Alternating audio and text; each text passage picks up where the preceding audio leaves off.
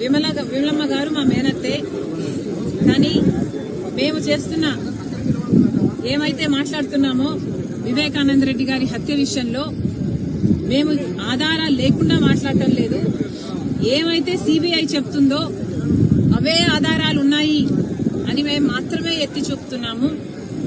ఆధారాలు ఉన్నాయి కాబట్టే మాకు తెలిసింది ఫలాని వాళ్ళు హత్య చేపించారు అని మాకు తెలిసింది కాబట్టే మేము మాట్లాడుతున్నాము. మళ్లీ అన్యాయం జరగకూడదు, మళ్లీ హంతకులు చట్టసభలకు వెళ్లకూడదు, ఈ హత్య రాజకీయాలు ఆగాలి అని మేమిద్దరం అక్కా చెల్లెలం ఈరోజు కొట్లాడటం జరుగుతుంది. విమలమ్మ గారి కొడుకుకి జగన్మోహన్ రెడ్డి గారు వర్క్స్ ఇవ్వడం జరిగింది, ఆర్థికంగా వాళ్ళు బలపడడం జరిగింది కాబట్టే ఈరోజు విమలమ్మ గారు ఆ విషయాన్ని గుర్తుపెట్టుకున్నారు. కానీ చనిపోయింది సొంత అన్నని వివేకానంద రెడ్డి గారు తనకు ఎంత చేశారో అన్న విషయము విమలమ్మ గారు మర్చిపోయినట్టున్నారు.